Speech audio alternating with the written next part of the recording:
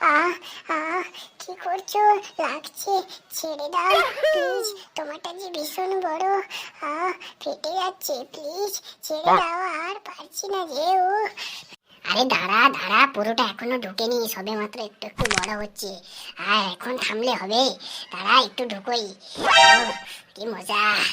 আহ ও আহ কি বলছো তুমি? আমি যে আর পারছি না, মনে হচ্ছে যেন ফেটে রক্ত পড়ছে। তোমার নুনুটা যে ভীষণ বড়, তার উপরে আবার দুটো কন্ডম লাগিয়েছো। আমি যে আর সহ্য করতে পারছি না, এক্ষুনি বের করে দাও প্লিজ, ছেড়ে দাও, আর পারছি না।